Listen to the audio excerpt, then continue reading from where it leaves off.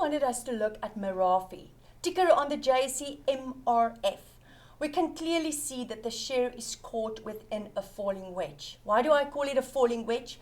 Because my mouth is smaller than the tail of the formation. And we can see that this falling wedge, which is actually a positive formation, but the optimism will only be confirmed when this upper band of that falling wedge, waiting there around 74 cents, when that changes into a support. And remember, this is a weekly graph, so technically it needs to close above that 74 cents in order to confirm the optimism. And what I'm a bit nervous about this share, Merafe, is that it has tested it in the past, bounced, kept it a resistance, tested it, bounced, and kept it a resistance. So as a technical analyst, you almost want to wait for that confirmation before you enter the share. What you can use as a stop loss is the low there of around 64 cents, but maybe wait for higher lows. Because on a falling wedge formation, sometimes what happens, Murray, is it tested it. You think, oh, this is beautiful, it's going to start to run, but then it pulls back. But when it pulls back there, and let's maybe draw that in for you, let's say it does confirm it, and it pulls back, the big test will be is, will it keep that upper band a support? If it does, and it bounces again, that would be beautiful confirmation for you that the buyers are clearly strong enough, optimism is there, and that they are able to support the share to higher levels.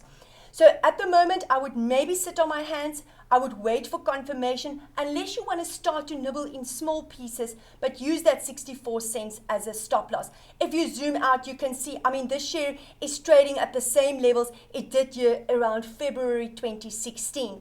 So definitely a share to have a look at and keep it on your radar for the future, and especially that 74 cents. Once it starts to consolidate above that level, I think we can take note of it. Bruce wanted to look at Sasol. Now, we've mentioned previously in the past, if you go back to these levels here around, this shows around February 2019, we warned about this head and shoulder formation. There are three warning patterns that one should not ignore. It's a head and shoulder, a double top, and a triple top formation.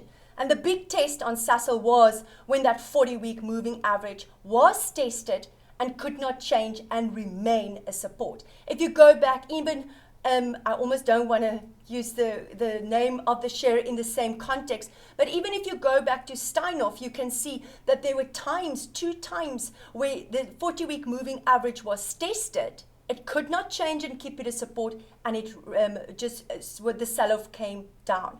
So again, at Sasol, we have tested the 40-week moving average, and again, it could not keep it a support, and that is seen as negative. Again, what is the overall target of my head and shoulder formation? It is 180 Rand. What does that mean? It's not going to happen in one action, but it is a possible target Sasol can go to. Now, at the moment, and it doesn't mean it has to go there. Sometimes a share gets protected before it actually can reach the full target of the formation. At the moment, Sasol is caught within this consolidation base.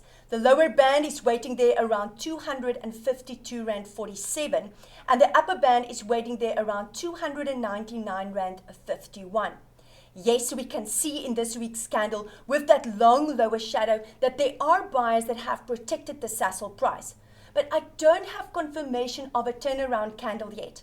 Technically, we should sit on our hands for now. And remember, this is a weekly graph.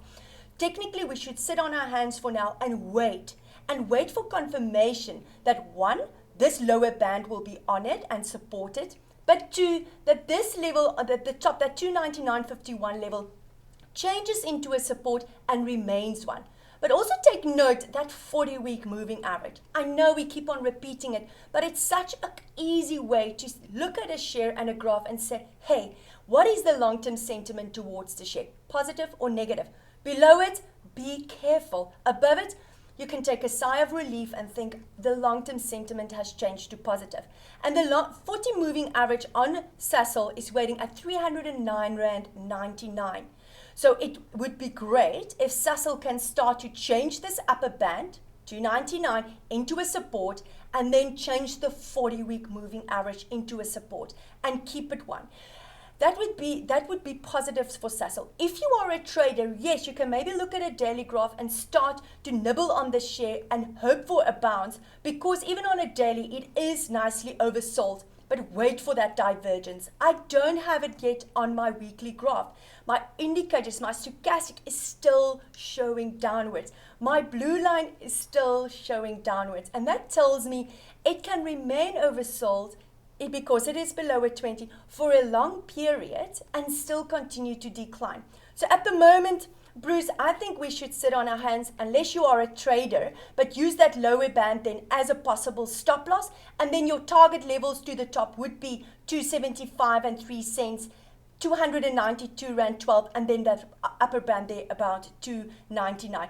I know there's so many investors that are keen to buy Sasol, but I think the key is here is to wait for confirmation of optimism. Erica wanted us to look at Pick n Pay. We know that the food retailers have really struggled. And again, Erica, look how carefully that 40-week moving average are being tested and honored and rejected at times. And at the moment, for the last 2 weeks, it's kept it as support. And if we look at the overall market and what it has done the last 2 weeks, there was a big sell-off and we all got a little bit hit in the face. But it has remained above it, Pick n Pay, and that is seen as positive. But there's a diagonal line that I've drawn in here, and that is waiting there around 67 Rand 88. If Pick n Pay can start to consolidate above 67 Rand 88, that will be my second confirmation that this share can maybe rise back to around and test levels of around 69.97, this upper band there of 72.96 and higher levels. When will Pick n Pay become a concern again? When it starts to consolidate below the 40-week moving average, and that is waiting at around 65 Rand 35, and especially below that 61 Rand 85 level. That would be a concern that, hey, Pick n Pay might even see more downside. What is not ideal, it's not an ideal place to enter into a position at the moment. Why? Because my stochastic indicator is here in no man's land at around a 47, and my longer average is sitting at a 44. Now, whether you use a stochastic, a MACD, a Bollinger Band, a Koppel, any indicator, make sure it's in the corners, it's stretched. We always use a boxing ring as an example. If you're in the middle, your opponent can basically hit you anywhere, and there's a lot of space to fall. But if you are in a corner and they hit you, you can only retrace so much until you found support. The same thing almost works in technical analysis. You want to wait for that share to be oversold. You want to wait for your RSI to be really oversold stretch, or your stochastic to be below a 20 or at least a 10, even better. And then when you want to short it, you want it to be overbought above a 90 or above an 80. And then the big test, you get excited when it is in these corners, but then wait for that divergence. Wait for the break of the two moving averages up or down, which will imply, hey, I think we can see an action to a side. Graham wanted us to look at Royal Dutch Shell, listed on the New York Stock Exchange, the Class A share. He said, Christelle, I bought it because I thought of all the unrest in the East. The oil price might rally, and this graph looked really nice, but now I'm a bit worried. So Graham, yes, the 40-week moving average on a weekly graph changed into a resistance. It was tested here in that week of the 6th of January, and we could see window after window, the share just gapped down, and that is seen as negative. The share, Royal Dutch, was also caught here in this rising channel. And when that lower band, that waited there around $58.20, when that level changed into a resistance, that confirmed the rising channel. And you could clearly see that it just gapped down, window after window. Now, we can assume that the momentum to the bottom will remain in place as long as those windows are open.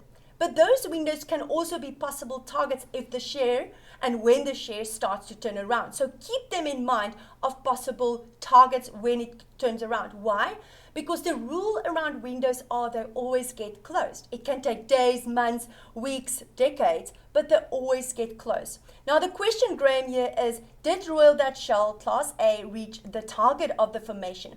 If that I take the width of the channel and I project it downwards from where it was confirmed, which was around $58.25, a Royal Dutch Shell can easily go back to $54.03. So Hopefully your position size is small enough. If not, you should have taken maybe a stop loss by now when that channel was confirmed. If not, let's assume your position size is small enough. $54.03 is a critical level to use and see what will my share do when it gets there. Will it start to support it, or will it continue to even lower levels? So at the moment, to trade it, I think you're too late for a short. I mean, it's gapped down too massively to the bottom, and your indicator is almost oversold. To buy it, we would technically have to wait for a support, a turnaround candle, whether it's a hammer or a dragonfly. We need to wait for a candle to confirm that, hey, the informed capital, the big pockets, have started to buy Royal Dutch again. But something we need to take note of that I've also noticed here, Graham, is there might be a possible double bottom in the making. If the share finds anywhere support and maybe continue to rise again only above the $66, Royal Dutch Shell can maybe be a possible massive double bottom. So it's not all gloom at the moment. Maybe, if you've got a long vision, it can easily maybe support, because this, we can clearly see these levels around $55.07 here, around $54.71 are critical levels that were supported in the past. So even if you want to trade a long or even a buy opportunity, keep these levels in mind and wait for that confirmation candle for a possible turnaround to the upside. Please feel free to send us an email or a request on Twitter. We'll see you next week. Take care.